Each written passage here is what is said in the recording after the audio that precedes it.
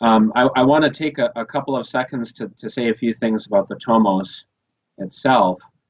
First of all, in terms of the content, the actual tomos is the basis for the statute of the Orthodox Church of Ukraine. And so a few things that we find in that tomos is, first of all, that the Orthodox Church of Ukraine is a Metropolia and is now a Patriarchate. So back in 1990, when the Ukrainian autocephalous Orthodox Church elevated its status from a metropolitanate to a patriarchate, we see now that in terms of canonical autocephaly that's recognized by the ecumenical patriarchate, that it has gone back to the status of a metropolitanate.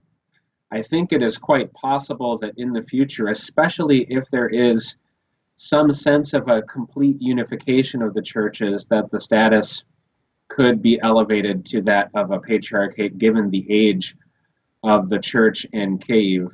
So, from my perspective, what was more important was to receive recognized autocephaly and to have the name of the metropolitan in the diptychs of the church.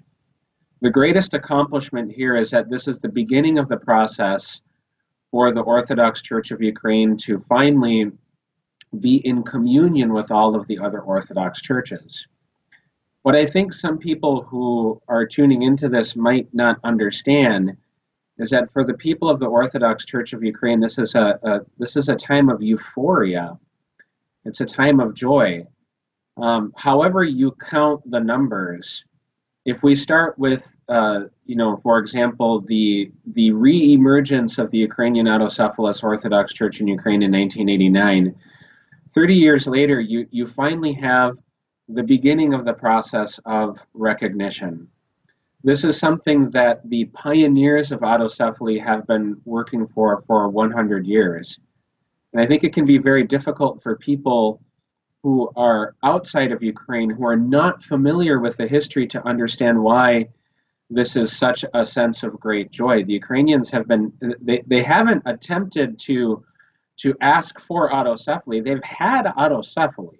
They've had independence. The Kievan Patriarchate, the Ukrainian autocephalous Orthodox churches, these were independent church structures.